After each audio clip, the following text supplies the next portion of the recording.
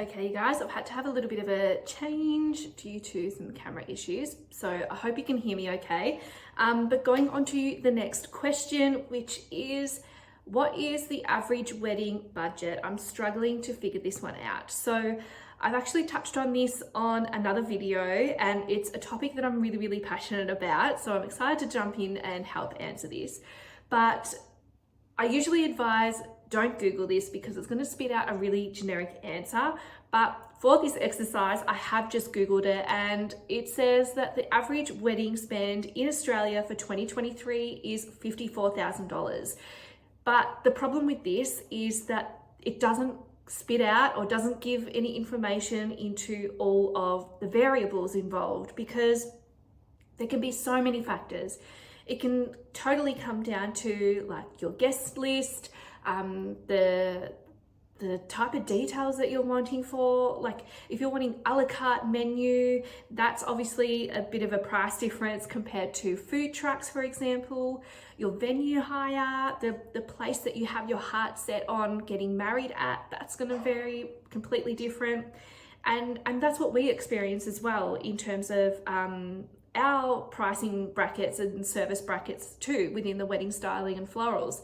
So you might want to be just getting some styling and florals for an intimate dinner of 70 people versus another client who might be having a private property wedding and have literally got just a paddock, a complete blank canvas to work from. You can see that they are going to just completely vary. So my advice here is to honestly sit down together as a couple and really work out where you want to put your spend in terms of preference that actually makes sense for you. What doesn't make sense for Google, what doesn't make sense for someone that you know who's gotten married 2 years ago, what makes sense for you. And you know, I can give some insight into how, for example, we've done this. We're in the midst of planning our own wedding at the moment, but we sat down and we sort of have designated times to talk about this as well, because we've got a toddler for one, but also it helps mitigate that feeling of the wedding and everything about the wedding completely consuming your life, because you don't want that just creeping into every spare second that you have, because that's when it starts to feel really heavy and overwhelming. So number one, carve out that time purposely to discuss about things to do with the wedding. And then next, have a chat about, well, how do you want the day to feel, and what do you want you and your guests to remember this day like? So for example, for myself and my partner, we are actually super relaxed people, but we love a good atmosphere. And you know, our biggest want at the moment is, especially because we're having that quality time to actually catch up with all of our favorite people. It's not often that we're able to get everybody together and have that time together. So that's really important for us. So for us, it's about creating a really relaxed and friendly atmosphere, and then couple that with we love our food. So we want to have great food. We want the dance floor to be pumping as well. We just want everybody to be having an amazing time. And yes, I'm a wedding stylist and designer, so it's got to look good as well. So that's up there as well. But we figure that out based on the preferences for us, not we need a wedding car. For example, my dad is car obsessed. My sister got married and didn't have a wedding car. I'm now getting married. Sorry, Dad, I'm not having a wedding car. So he's going to put all of his bets on our younger brother. But that makes sense for him. It doesn't make sense for us. So my advice here is to work out what makes sense for you and your preferences. Go with the vendors and suppliers, I've said it before, but whose work you love and who you genuinely really gel with, because they're going to be the ones who have got your back through thick and thin. When things don't go to plan, they're going to be able to jump in, roll their sleeves up and get the job done, versus, you know, other people that are just literally there because they're getting paid to be there. So they're doing their work within that set parameter, that set boundaries, which means if something goes wrong, then there might be a bit of resistance there to do it because that steps outside of what you're paying them to do. That's why I find so much value in investing in your wedding team, and that's exactly what we have done with our own wedding team. I can't wait to share all of that. And then filter your budget accordingly. So, if you just absolutely love fresh flowers and you love the abundance that they provide, you love being able to bring that outdoors in, that's really important for you, then you're going to be allocating a good spend towards that. Versus, like I said, if wedding car, if it's just not really your thing and you can just drive yourself to the venue or have a family friend do that. You don't need a fancy car with a ribbon on it to stand next to and get a photo because that's not your thing. Then don't do that. Don't allocate your spend towards that. And then just filter through. And by doing that exercise and knowing who you want on your wedding team as well, you're going to be able to reach out to them and get their quotes, have meetings with them, get a vibe for how they operate, and chances are they're able to actually help you work within a budget bracket too. So the way that we operate is we get you to sort of indicate when you inquire with us what your budget bracket is, and that's based on the typical spends for those levels of services that clients book us for. And we've got nearly 12 years of data of that year on year that help us come up with those figures. Now, if you're wanting to really create an abundance effect in one area, but then still need that here, but how can we substitute that? That's where the beauty in leaning on your vendors, on your team comes in, because you're able to have that open lines of communication and be able to workshop that together, or they're able to come up with some ideas to be able to shuffle things around so that, we're sitting in a realistic budget, but we're also not compromising on the things that are really important for you as well. So that is my advice there with the average cost of a wedding. For details, I can share with you the average at the moment for 2023, going into 2024 season, the average styling and floral spend that our clients tend to spend with us. It's sitting around the 10 to 15K mark, probably around the 12K mark. And that includes your flowers, your styling, your setup, your pack down, some higher items, linens, candles, some stationery and signage pieces as well. But again, the quantity and the level of abundance, of lushness, of detail that goes into completely shifts and varies from client to client. So so that is my advice. Book that date night in together and start just jotting down those preferences and getting quotes from your favorite vendors. Okay, next question. If you're on a tight budget, what are the most important things to spend your money on? Okay, so I would start with the necessities first in terms of you need a celebrant. You need to legally get this thing signed off by a professional celebrant. Venue or a location is super handy. Some sort of catering, because you're probably going to want to feed people, and your alcohol or beverage service. Music is really important, especially to set the scene and the dance floor. Styling and flowers as well. Again, the scope on that, completely up to you. Photographer as well. They're probably your main things. And then of course, like what you're going to wear, your shoes and rings and that sort of thing as well. But I would start with like those main ones. And also you need to have your wedding date set first to be able to then fill those people into that availability. So I would start with that, and then of course that's going to vary as well depending on your preferences. So for example, music, if you're wanting to have music, because yes, it's fantastic for setting the scene and the vibe of the day, but you don't want to book a DJ or a band, and some people are just happy with an iPod, you can do that as well. Versus if you want to invest in the music, but you know that people are going to hijack the iPod and you're going to be having shuffles going on all night long, and it's just going to be an absolute mess because no one's looking after the playlist and people can just come and go and put whatever they want on whenever they want on, then hiring a professional to be able to mitigate that and really manage that is probably going to be the way to go there as well. So similar to what I also spoke to previously about having that date night and really booking in some time together to discuss what your preferences are, that is so important, because it's one thing for me to tell you to go and spend your money on beautiful styling and flowers, because that suits me. That's my personality. That's what I find a lot of beauty in. That's what I really admire, because I know how much design can impact the mood, the feel of the whole day. That's important to me, but that might not be important to you.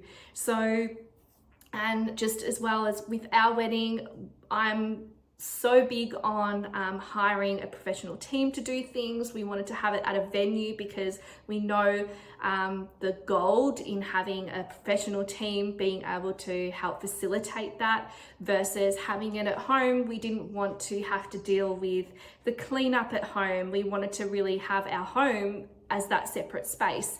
So that might not be a right fit for you. You might really want to have that at home and have something, in the backyard where everybody is welcome, and yeah, there's ways to get around that. But that's why it's so important having that catch up together to just really work out what the preferences are for you, because they are so different for everybody else, and it's not something that you can Google. It's not something that's generic, because you're not generic, so really have that catch up together and find out how to filter out your spend there. What are the best and worst parts of your job? I love the look of this industry, but want to know the ins and outs. Okay. I was actually just having a conversation with somebody on this today. And I think there's a big misconception that the wedding industry and the floral industry is this glamorous, thing.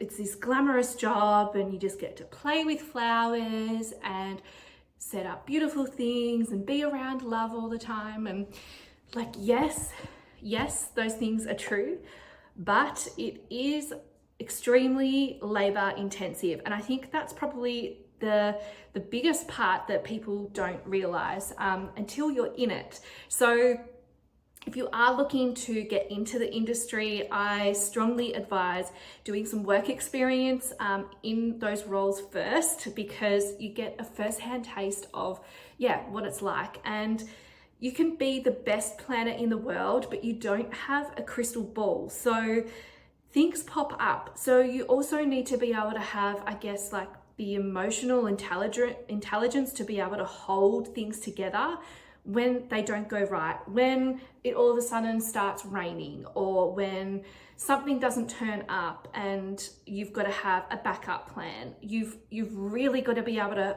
keep cool, calm, collected, but also make the right decision like that. You have to be able to think on your feet so quickly. And I guess I love the adrenaline of that a little bit too. And I love how it brings our team together in those moments as well, because we plan to a T. We're super organized. We make sure we've got backups and plan Bs, but things still happen that are out of our control. So I think that's a really big misconception. In terms of the best and worst parts. Best parts, hands down, just meeting with, it's going to sound corny, but I love meeting with just really lovely people. I love that I'm able to just get along super well with these couples. It's almost like a friendship, and we can have a laugh and we can bond over our commonality of being gluten-free and how much that sucks sometimes, and just stuff like that. I love having that relaxed vibe, but also when a couple comes to us and they really trust us to be able to bring a design to them. And then of course, it's the whole setting it up. I'm all about collaboration. So I love not only teaming up with an awesome couple and then bringing in some incredible suppliers, but our team as well. I love how we all come together on a setup day, and we start with a completely blank marquee, and by the end of it, like it can be moments of rush, you know, especially when you're dealing with the weather elements, like super hot sun in a clear marquee. But then you get to stand back, and especially like when the couple come in to have their little look before their guests arrive and have that photo moment, we're standing back in the shadows and just exhale, but also taking it all in, because yeah, it's like I spoke to in the first video in this series, it's creating that like wonderland. I guess it's that you're stepping out of like everyday normal life to step into with this couple, and you're all there for the same reason, to have a freaking good time. And I love how design really impacts that. So that is a really great part of the job as well. And also when we've done the pack down the next day, I think I've spoken to it before in our socials, where I've said the best compliment that we receive is when a couple says, "Oh my God, can we do that again?" And that just gives me goosebumps, because it means that we've done our job, not only, you know, creating a beautiful looking wedding, but they want to do it again, which means we've also been able to help them through that whole planning journey of just thoroughly enjoying it and not feeling heavy, drained, stressed after it either. And like that is where it really clicks for me. That's one of the best parts of the job. Of course, also ticking the boxes of getting to be creative and dream up these amazing designs as well, because it is so out of the ordinary, because we don't have these amazing floral installations and these beautiful dinners in everyday life. So I love that it's creating that temporary, amazing, out of the ordinary feeling that everybody just gets to immerse themselves in. And yeah, I love spreading that joy. So they're the best parts. The worst parts,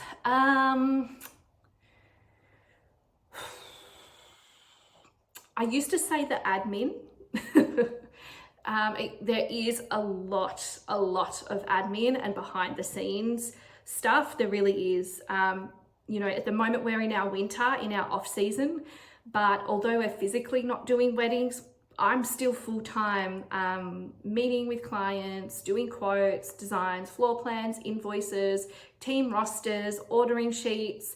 Then you've got all of the business stuff, like making sure everything's up to date, you know, payroll, superannuation, marketing, tax time, all of those sorts of things.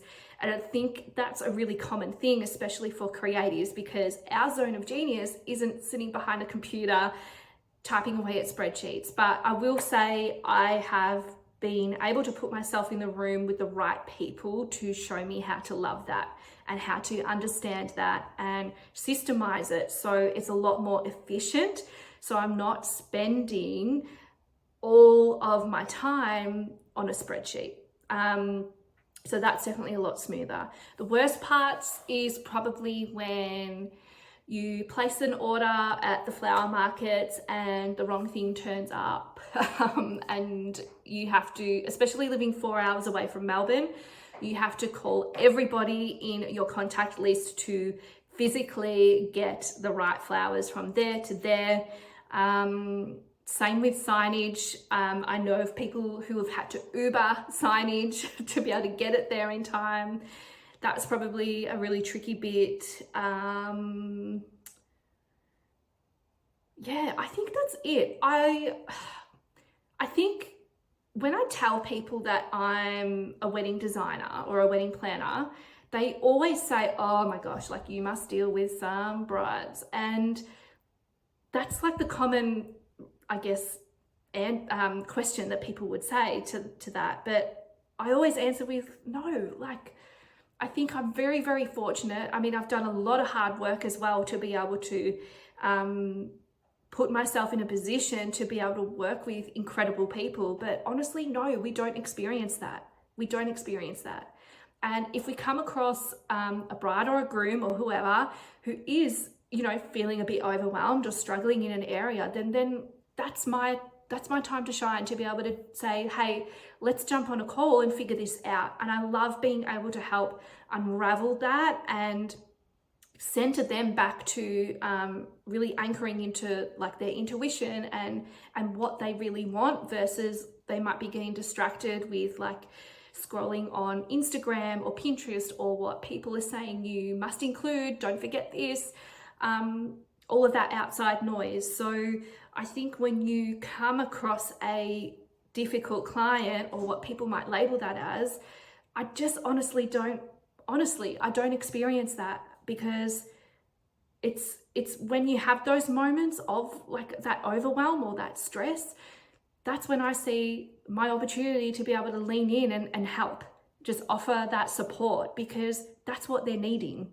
They're needing support. So yeah, that's kind of my outlook on it.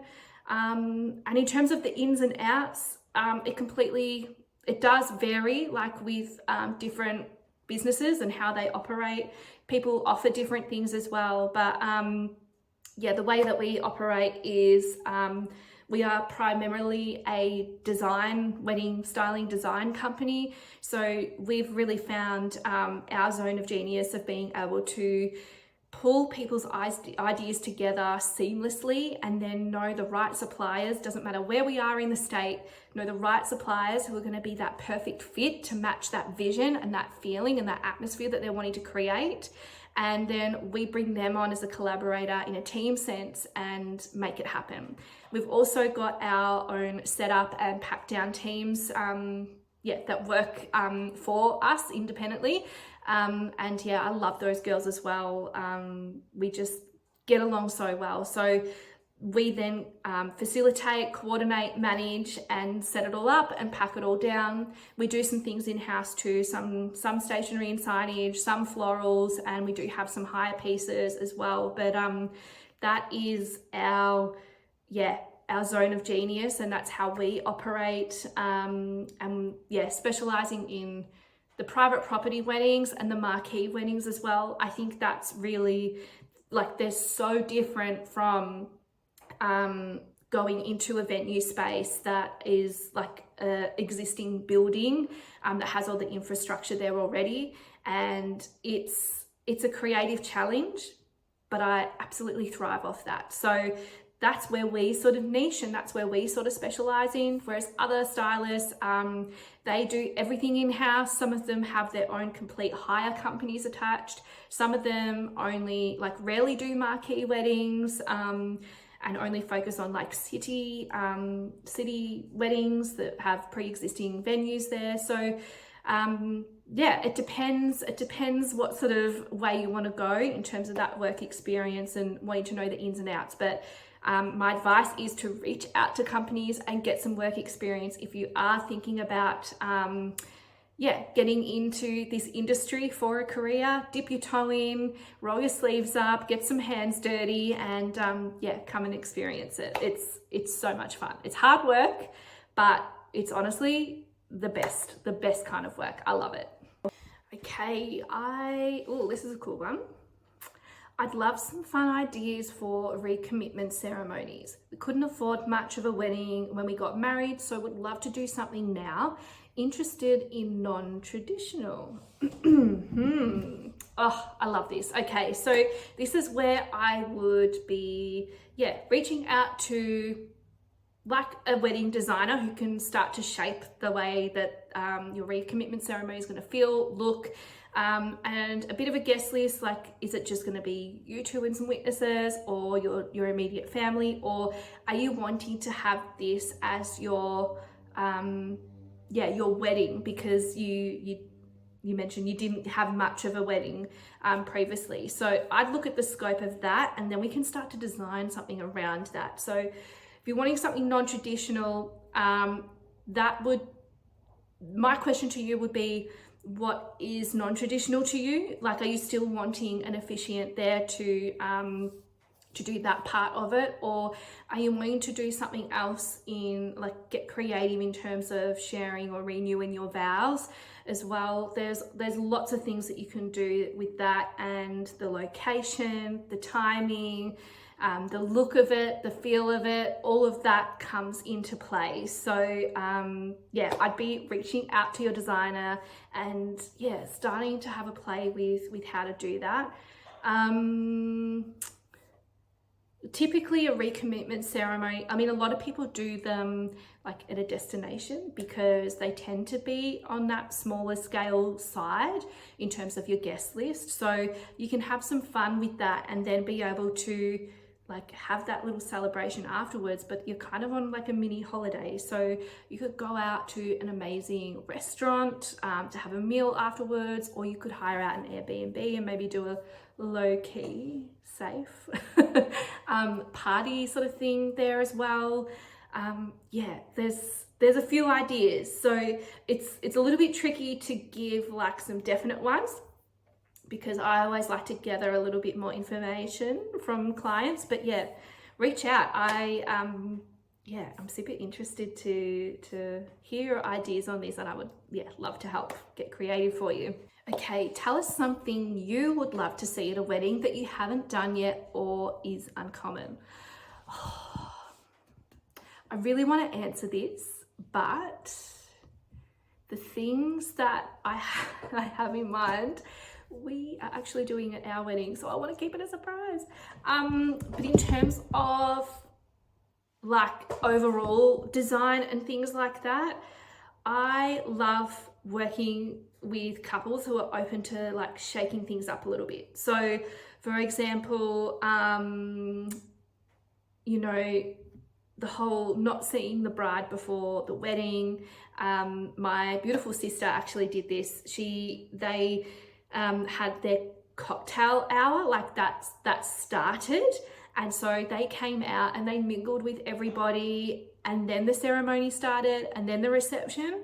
And I loved that, because like a big thing for them was they wanted to really sort of ease their nerves, and yeah, it actually worked really, really well. It was just super relaxed. So I love that idea. And I haven't seen it done in any other weddings apart from my sister and brother-in-law's. What else? I would just love to be able to do especially a wedding ceremony that like something in the garden, but the typical garden ceremonies that we do, like that's your like ground arches, your pillars, those sorts of things. But I've had some ideas. I've seen people do almost like a stage, like, or like a raised platform, but like not like massive. Something like that, and have something sweeping around it. I love the look of that. I love the look of mixing it up with furniture as well, and doing like, we did a little bit of a meandering aisle for Louise and Damien's wedding in April in Ballarat, but I haven't seen that done on like a bigger scale, like with like 100 chairs and mixing up those chairs and what that furniture looks like. Just little things like that. I find like it doesn't necessarily have to be like a big, massive change. It can be just those little changes and those little tweaks, because once you stand back and look at it as the bigger picture, or if we're talking furniture, quite often that's on repetition, then that's where the impact comes from. So I'd really love to see something like that, and people just mixing it up a little bit with that. Next season, we are having a lot more fun with color, which I'm super excited for, because traditionally we are known for whites and greens and pastels, a very romantic aesthetic, which yes, we love doing that, but we can do color.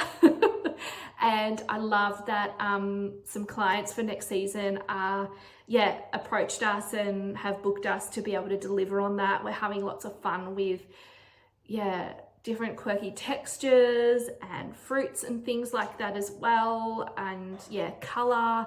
And I just love I love when clients lead with a feeling as well. And then you can start to design back from that rather than, you know, a color palette, this type of flower and this type of linen.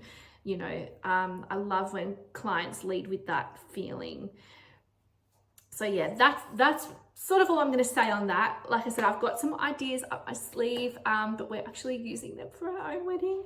So stay tuned, because I am going to share a lot more about that as I start actually having content around it. But yeah, I'm excited to bring you in on those little changes and tweaks that we're doing. Yeah, and then you can feel free to borrow after. Okay, what are the best and worst wedding trends you have seen? Oh, okay, so this is going to be very personal to me and, you know, what I deem as necessary and not. I'm going to be honest here. I'm not a fan of guest favors. I think if you're able to provide an incredible wedding scene and atmosphere and really like all of those things, your design, your food, the smells, the sights, the music, the feeling, all of that comes together. That's the foundation for all of your guests to be able to make their memories from that day. And that, I think, is the gift that I want to give our our guests and our clients' guests.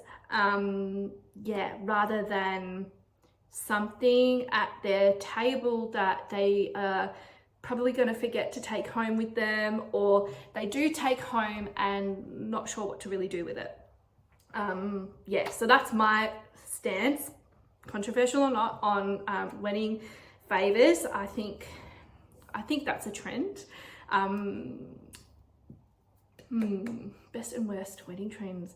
I don't know, like when I started this business nearly 12 years ago, that's when we had chair covers, the satin chair sashes. Oh my gosh, I remember the days where we used to have an old office chair with the back off it, and so it was on wheels, and we would roll and scoot along tying these bows on the backs of every chair for hundreds of them. That is a trend I am so glad to see the end of, and we haven't seen that in a number of years now, thankfully. Hessian, I'm not about Hessian. That's probably, a trend that I personally don't like using, and the mason jars, that sort of thing. That's probably a trend I don't like seeing.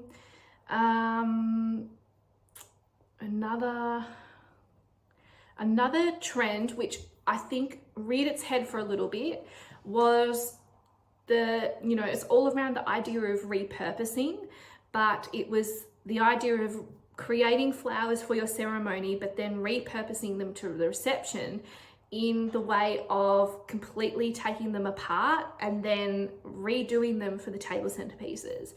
I think that was a brief trend, which I'm glad isn't about anymore, because it does not save you money and it does not save you time, because you have to spend the money on the labor for those staff to be able to physically do that. And then that also has to have a big time to allow for that in your wedding timeline as well. So that might impact dinner service, or if it's a colder, autumn wedding when your guests might be wanting to come from outside in earlier because it's getting cold, then you're not going to have the time to do that. So it's probably going to cost you more having more staff to be able to make that happen, versus being smart about how you repurpose that and how it all balances when it all comes together in the bigger picture. So that's probably something. The best trends. I love, speaking on that, the repurposing thing. I think if you do it well and have a lot of consideration in the designing phase of that, of like how it's going to be repurposed, where it's going to be repurposed, and how that looks, you can get really, really smart with that. And I love that, because it's better for your hip pocket, it's better for the environment. You're not sacrificing on that wow focal feature moment either, because, you know, rewind a few years ago, people used to really say it's only for half an hour, whereas now people are a lot more open to smart design and repurposing in a really logical way, that you can have that wow moment for half an hour, but then it lives on for the rest of the night. And the way what I mean by in a smart way is, like, for example, we did a wedding where they had this beautiful, amazing, abundant, like full of flowers arch, right? And then they wanted that relocated back behind their bridal table at the reception. But the thing is, with an arch, like for the ceremony, you see the whole thing, right? Behind a bridal table, you only see from the table up. So you've got like a third of it that you actually don't physically see. So the way that we designed that was, on the actual arch structure, it had flowers from table height basically all the way around. And then those bottom bits were actually false filled with separate individual arrangements that sat up against it. So it looked like this big whole one piece, which meant when we relocated that back to the reception afterwards, we could take those two bigger pieces out, and then they became two separate features on the bar, and you still had that arch. So I think if you can do repurposing and be really smart in the design phase and have a team that can really lean into that and provide that for you, then like that's a trend that I am here for. Another trend I love is rose petal cones, or the rose petal toss. I know there are people that are a little bit skeptical about, you know, they're not wanting to have petals piffed at their face, rightly so. But if you're able to communicate this with your photographer and your celebrant should be able to help guide guests as to how to do that. They'll say, throw it up in the air, like throw it up, not at the couple. And it makes for the most epic photos. And I haven't had that experience personally yet, but everybody tells me it is just amazing being showered with rose petals. So that is a trend I want to stay. Best other wedding trends. I think that's kind of it.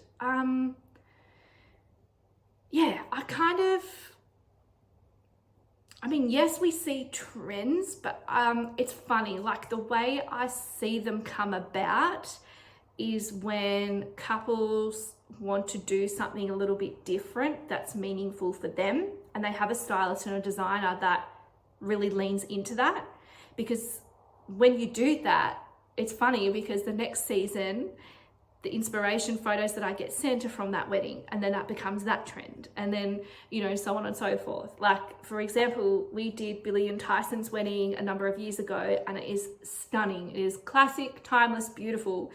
Their wedding still pops up in just about every client consultation that we have, and that was because back then Billy and Tyson, they wanted to do something a little bit different, and they weren't afraid to put this abundance into an incredible ceremony. And then we did a really modern, clean, straight lined reception. So and that back then, like, they just did them, and now it's funny because it's the trend. So I think there's a lot of importance in knowing that I think you can go off those photos for inspiration, but the trend is you. So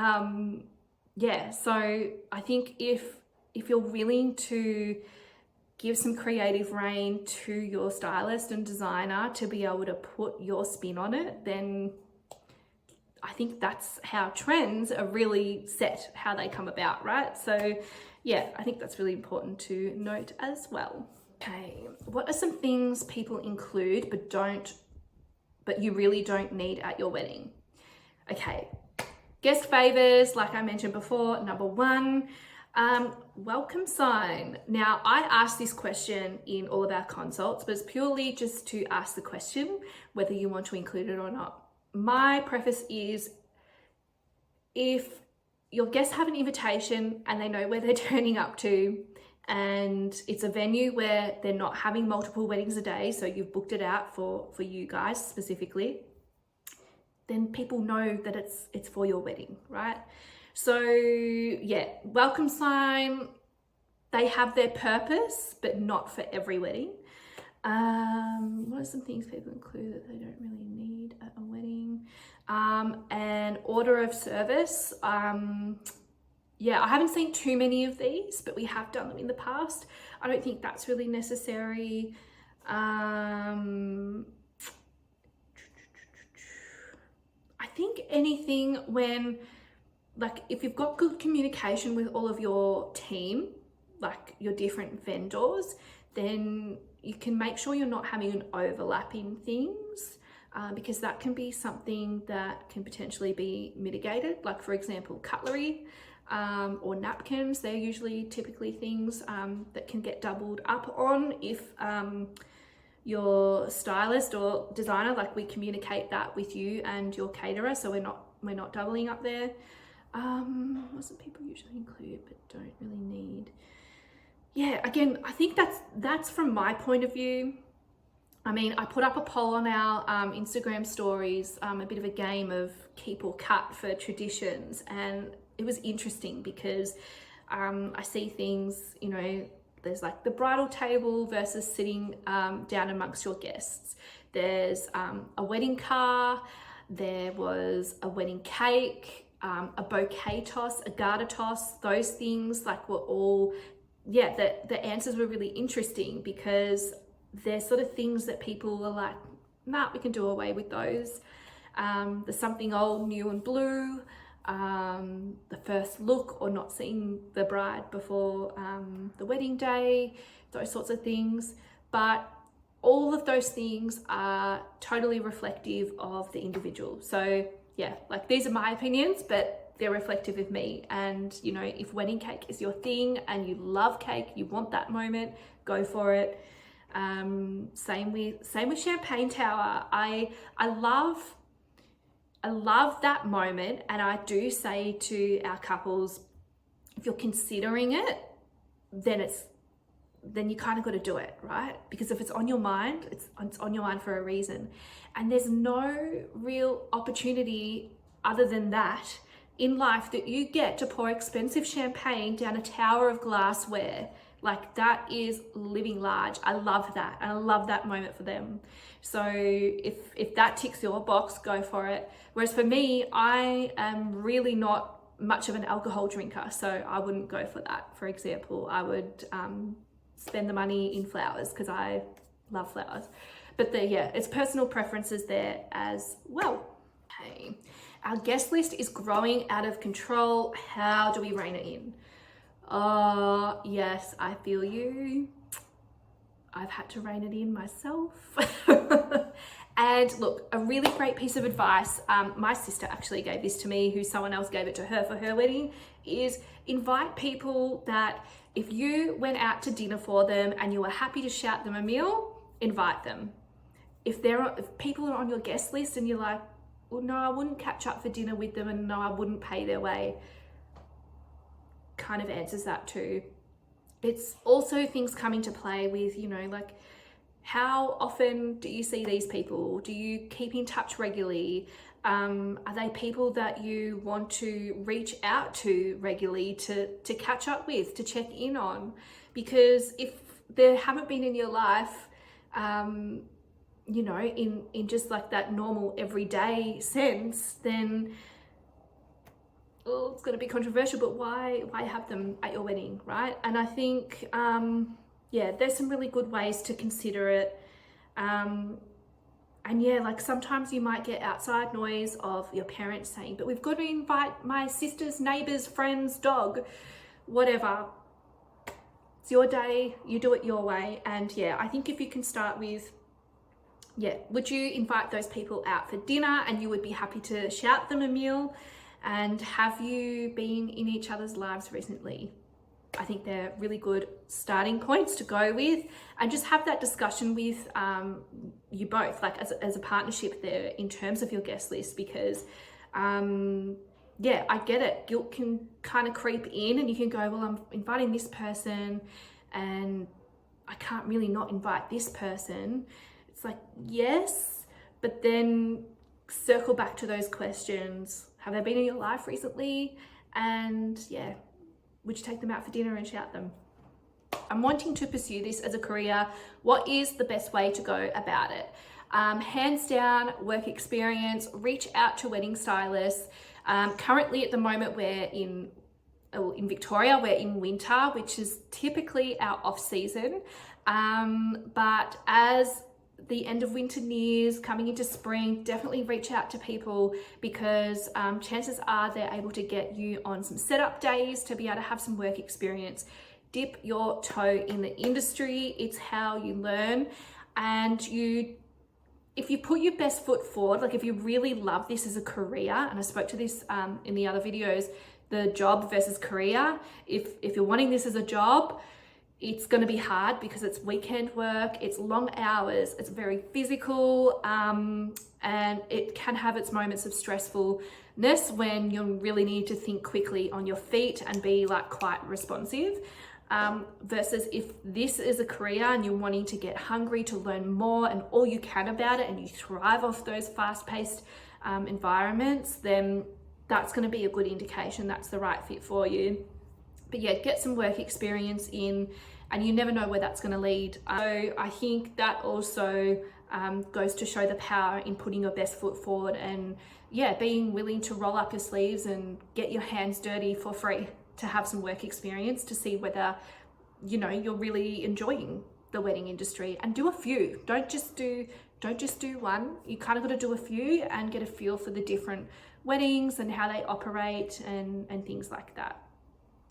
Work experience. Okay, I am struggling with styling tables for my wedding. I would love some tips and favorite ways to style tables with more of a simple yet elegant vibe with touches of florals. Okay, so bud vases are going to be your best friend, especially if you're having feasting or share plate style dinner menu. Then you're not going to be able to take up too much room on the tables, and a really great way to do this is bud vases, which are basically, they're just little vases or jars that might have 1 to 3 stems of flowers in them, and you can group them and have some candlelight with them too, and then have them in groups running along the table. That's a really great way to do that. Another option is we have our tall, like modern thin vases, like they almost look like a pipe, a 2-stem pipe. I'll have to put a photo up. And they are for single stem flowers only, and they are really beautiful, modern, simplistic, elegant vibe, and pairing them with some tall dinner candles to just replicate that straight line, that height, is stunning. I really love that too. So there are a couple of good ideas there. In terms of how they vary with pricing, it totally depends on the types of flowers that you're wanting in them as well. If you're wanting peonies and phalaenopsis orchids and, you know, imported Ecuadorian roses and things like that, then yep, they're going to be up there a little bit. So chat with your stylist, designer, florist, and yeah, come together with an aesthetic that can fit with that. But yeah, having those simple, elegant, centerpieces of the bud vases or the modern pipe vases work really well, especially on repetition. So if you're doing long rows of tables, you might only have one like group per physical table, or even every second table if you wanted, or round tables. Yeah, that can work really well too. But always pair it with some candlelight, because that just finishes it off beautifully. Okay, tips and tricks you would want the bride and groom to know about their day that are often not thought of. Okay, definitely always remember catering, especially in the getting ready phase. I think that can get overlooked sometimes. You're busy getting your hair and makeup done, but you have to eat. Now, you might not have a full-on like sit-down counter meal, but even a grazing box or some sushi platters or like sandwich platters, those sorts of things are going to be really, really great. Remember to eat. The same goes for actually in like during the wedding. So quite often, like when you're off getting your photos taken after the ceremony, between the reception, that bit. Always make sure that your caterer accounts for you, and that you have like wait staff that can come and find you on the property wherever you're getting photos done, so you can have a bite to eat. Because quite often in the timeline, then you might come into the reception, go straight into cutting of the cake, champagne tower, speeches, that sort of thing, and you're around everybody again. So then you get caught up catching up with everybody, and forgetting to eat is a really common thing, but don't let it be for you. So definitely those sorts of things. Tips and tricks. Also, not having your guests arrive super early to a wedding. We've had that even before the groom and groomsmen arrive. Traditionally, they would arrive about 45 minutes before the wedding, so that they're just there to greet guests as they come. So if you're having your guests arrive super early, like sometimes they arrive an hour and a half early, and yeah, there's nothing for them to do. So that's a really good trick to know. If you're having a private property wedding, there is so many things that don't get thought of. We've got a whole ebook on how to plan a private property wedding, which gives all of this insight into it. So that is available on our website if you are wanting some more information. But things like car park lighting, backup generators, a backup cool room, like all of those things are super, super important. Yeah. Okay, what aspects, in your opinion, would you spend more time and money on for a seamless wedding? I love this question. Okay, so I'm going to give our wedding as an example for what we have done, and this is me as a wedding professional knowing the ins and outs of not only what people experience front of house, but also how it operates behind the scenes, which is just as important. So spending more time and money on, that's definitely first and foremost locking in the vendors that I want to have on my team. Quite often, you can leave like the nitty gritty details till later. So you don't want to miss out on a date, and you don't want to miss out on working with a vendor that you really, really love. So that was the first thing that we did. We locked in a date, locked in our venue, photographer, celebrant, music, catering, we're just about to lock in. That's next. We did wedding bands and rings as well, and our bridal party, and our save the dates. We got our dates out because my family in particular need 10 years notice to get organized. So we did our save the dates early. So that's where we spent that time and money first. And it was about instantly knowing like who we wanted to work with, because for me, I know the value in being able to just immerse yourself in the whole experience of the wedding. And yes, I can set up a wedding, and a lot of people have said like, are you doing it yourself? And while I'm doing the design myself, I have got my team and I'm hiring other professionals to come and do it for me, because I don't want to be getting ready with hair and makeup and have to think, has the caterer turned up? Has the music turned up? Have they even tested yet? What are the flowers like? We haven't had the flowers delivered yet. What's going on? Then all of that. I'm like, no, I don't want to be distracted with all of that. I want to just enjoy that moment. So that's where we're investing our time and money in incredible vendors that I know are going to have our backs, that are going to just smash it out of the park, because I don't even have to worry. I know that they turn up. I know that they've done this before. I know the vibe that, I just have honestly complete trust in that.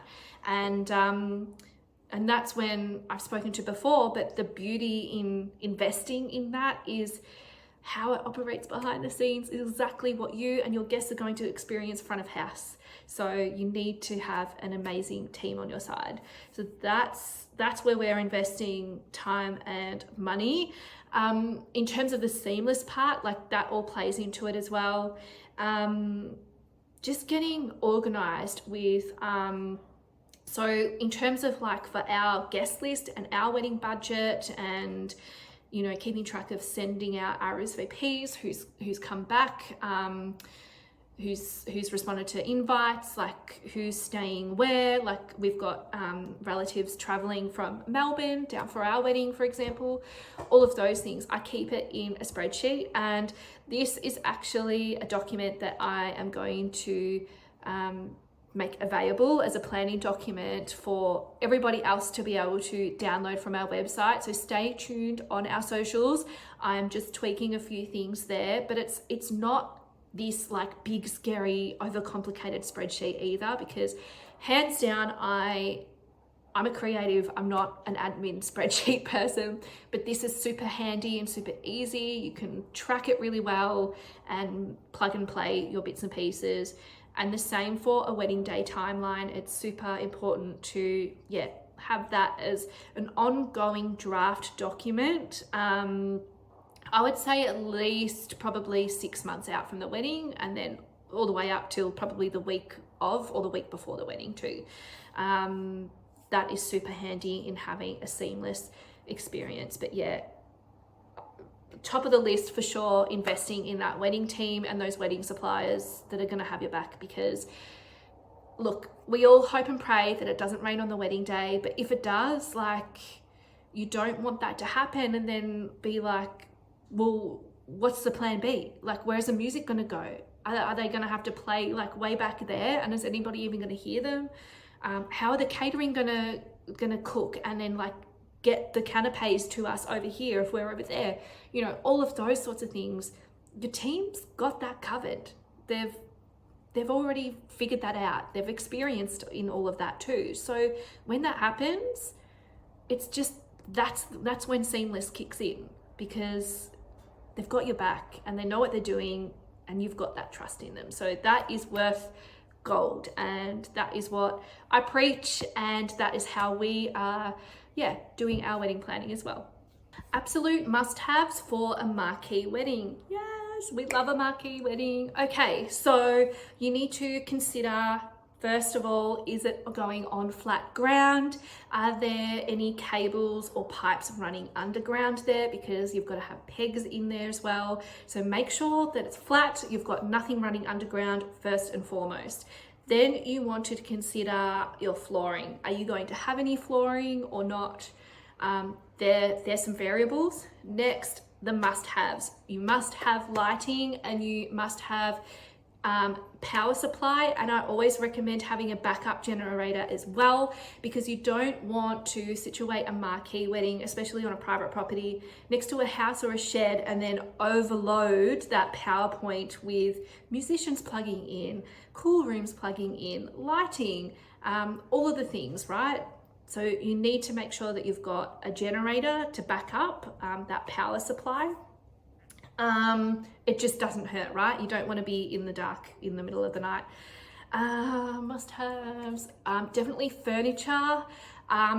Especially, we do a lot of, especially private property weddings, they'll have a cocktail style marquee, which we love. We're doing a cocktail style ourselves, so here for it.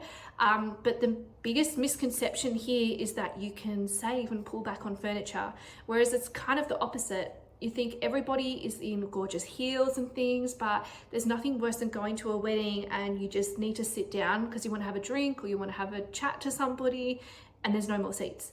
So making sure that you've got mixed seating. We always include some sit down guest tables. So especially you'll find the elderly, they don't like really eating off their lap. They love like sitting down at a table. So we include that. We include some lounging options, and we include some bar tables. We usually vary those. So we'll have bar tables that have stools with them and some that are standing. And in other weddings as well, we've introduced little cafe tables. So they're like a smaller table that can seat like 2 or 3 chairs to them. And that's a really casual way to be able to dot them around as well. So there's some really good ideas. Furniture is a must. Lighting.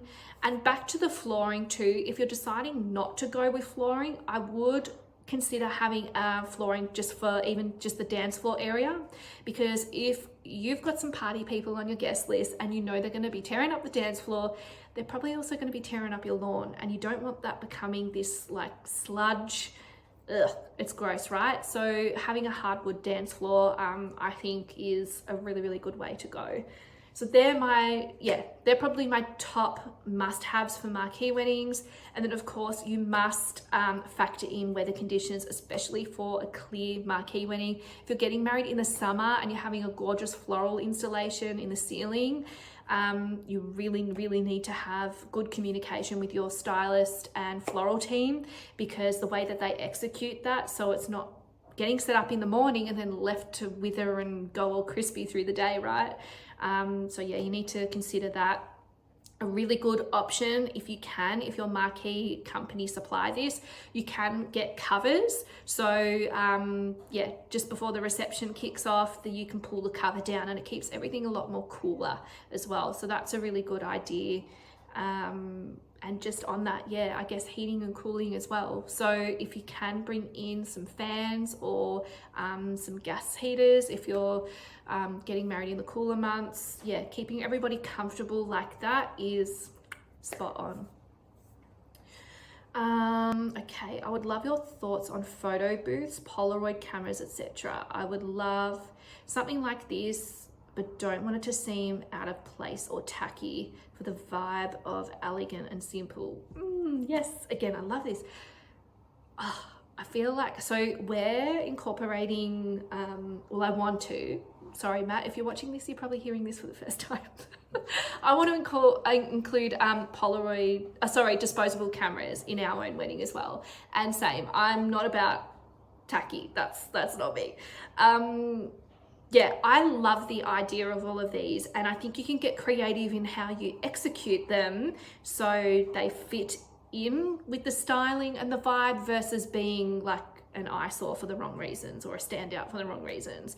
You can get like hire really beautiful or even make really beautiful backdrops for photo booths, and you can get the really nice like tripod like photo booth things. I don't know the right terminology, but they can either like store them for you and give you a link to be able to download and share with everybody elsewhere, or they'll have like a QR code. Some of them like spit out the photos, like print them out then and there too, but they are usually like a really like modern tripod look, so they don't take up a lot of floor space, which I love too. In terms of Polaroid cameras, yes, a Polaroid camera is a Polaroid camera. Can't really change much about that.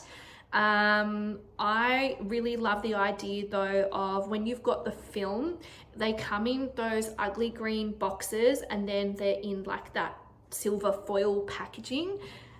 That's quite ugly. So I always advise to like include something to store that in, so that storage box or container or vase or whatever it is looks beautiful and you don't see all that silver stuff. But also having a rubbish bin or something like hidden nearby so people can put that in the bin, right? And then you're not left with all of that silver cardboard and foil rubbish just all over the place. So that's for Polaroid cameras. Yeah, sorry, you haven't mentioned disposable cameras, but I'll just touch on that. So I'm looking to do that for my own wedding, and there's some really great, beautiful graphic designers out there who do amazing custom covers for them. So you don't need an ugly yellow Kodak or ugly green Fujifilm cover on these cameras that are going to just disrupt the whole aesthetic of your wedding. Yeah, this is something that we're looking into as well, and I'm in talks with working with a graphic designer to do some bespoke ones. Yes, they are an expense, but yeah, if you're anything like me, I can't handle the bright yellow and green disposable camera look.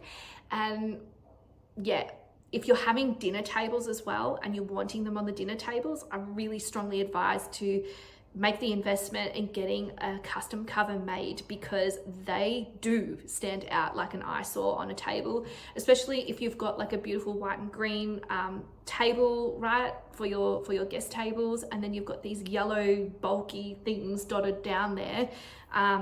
They're something that's really hard to hide. So yeah, investing in those custom covers. If you stuck on food, I would love a grazing platter and also a buffet sit down spread. Not sure if this would be the way to go or if canapé style is the vibe. I would love some thoughts on this. Okay, grazing platters are really fantastic for especially the pre-dinner drinks or that cocktail hour. So that's that time between the ceremony and the reception. I always advise to have some food there because quite often your guests probably haven't really eaten lunch if you're having an afternoon wedding, so you need to sort of line their bellies and not let them get too tipsy on the champagne just yet. So that's a really good way to incorporate the grazing platter in that area of your wedding. And then you mentioned like a buffet sit down spread. So yeah, you can do, so a buffet is where you've got a table set up and everything's on the food and it's basically self-service. So your guests bring a plate up to those tables and serve, you know, the meats and salads and veggies or whatever they want themselves and then go back to the table and eat there. Another option, if it is that sit down style, is feasting or share platter style, which is really, really popular. So that's where your caterers will have all of the food out on like different share plates and platters, and that gets put along the middle of your guest tables. So guests don't have to get up. It's self-serve from there. And then that's when, in terms of styling those tables, you can do those beautiful simple bud vases and candles in groups staggered along the rows. That works really well. It is a super, super popular menu option. I would say about 95% of the clients that we work with go with that menu style. And I also love it because nobody gets food envy. You don't have an alternate drop menu style where you look to the person next to you and you go, can we swap? You don't get that food envy. So I love that. So that could be an option to consider.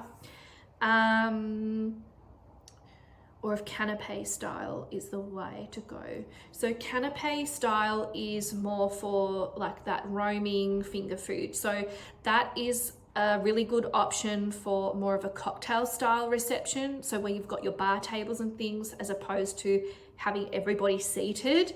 I would reserve a canapé style dinner for cocktail style, because that's when it is encouraging people to mingle, and that's when the wait staff will make their way around the room to everybody with the plates of all those little individual bits of food, versus it doesn't really work if you're having a sit down. So I would sort of consider whether you're going for that sit down style or more of that cocktail style with the bar tables and lounges and things, because that's going to probably help dictate which option to go with for your menu and your food style. But you can also do, the canapé style for that in-between ceremony and reception moment, because people aren't sitting down, they're standing up and mingling. So you can also do that in lieu of a grazing platter. Totally up to you. I would also do some taste tests as well with your caterers. So if you're tossing up whether to do, what option to do there, going and having a taste test, I can guarantee is going to cement that answer for you. So yeah. Okay, we're on to our last question.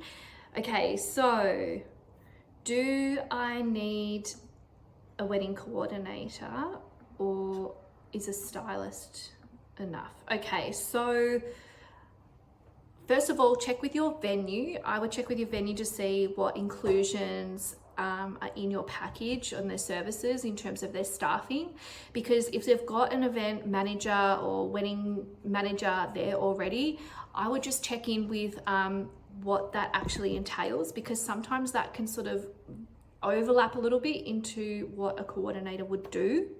In terms of a stylist, typically most of them, again, you need to check in with what their services and what they offer, but typically they'll be there just to set up the aesthetics, the decorating pieces, right? We're a little bit different.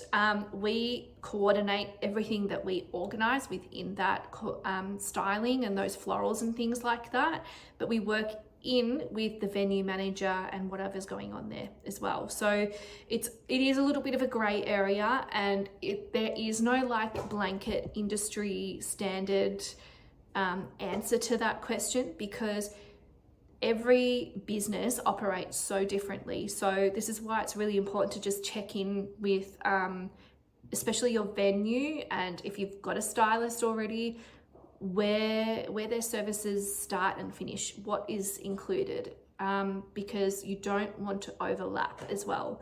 We're very fortunate with like down our way, a lot of the weddings here in East Gippsland, the wedding venues, sorry, they are super hands-on. So they will be there to help guide you, walk down the aisle and things like that. And so they take on a little bit of that role of a coordinator. I would definitely say if you're having a private property wedding, definitely have a coordinator, because they're going to be that one point of contact for everybody that's coming and going on the property. So that's all of your marquee infrastructure setup, your generators, cool rooms, catering, musicians. They're going to have questions. Where can I plug in? Where do I need to be? When guests are arriving, sometimes you need to help facilitate that. Celebrants, all of those things, let alone the setup of the styling and the flowers, and then making sure that things are running on time as well. So when we do our coordination for private property weddings, that's what that entails. But it also, like, we'll make sure we know who the MC is, and we can prompt them in terms of, okay, like the couple of, they're sort of finishing up their portrait sessions a little bit earlier now, so we're going to announce them 5 minutes earlier. When I give the signal, can you just, you know, announce that to everybody? Things like that, versus if you don't have somebody in there in that role to be able to facilitate that, it's all a bit like, how do we get from here to there? Like, how do we communicate that to our whole guest list? So that's where, especially on a private property wedding, it's super important to have a coordinator. They can just keep the ball rolling and keep the timeline going, making sure that key moments aren't missed. And yeah, when we do it, we typically sign off to the property owner and give them a little rundown checklist of what to do at the end of the night, which is just like blow the candles out and turn the power off, that kind of thing. It's really not any bigger than that. But yeah, we can stay the whole night as well, but I don't see a real need in that. Yeah, on the day coordinator for private property for sure. And yeah, if you're getting married at a venue, just check in with that venue in terms of, yeah, what do their services actually cover in terms of a staffing point of view, and same with your stylist as well. Some stylists I know do offer coordination, like as an extra like package that you can add on. So that might be an option with them too, but have those open lines of communication with them, and yeah, you'll be able to avoid the overlap as well, and be able to make sure that you're also investing your money and your budget into the right areas. Because if you're wanting a coordinator but your venue does a lot of it, and then your stylist is just ticking along and they're doing their thing as well, then hiring in another coordinator, they're not going to have a lot to do. So yeah, check in with everybody, find out what they offer, and just have that open communication. So that wraps up our Q&A series. I'm so thankful that you've stuck here for it. There's been a lot of questions, which is incredible. I'm really thankful for that. And if you have enjoyed it, I would love a thumbs up, or let me know what you enjoyed in the comments. And of course, follow along. We're on Instagram at etc.eventstyling. I'm on there every day. So join us over there if you haven't already, and I will see you in the next episode. Bye.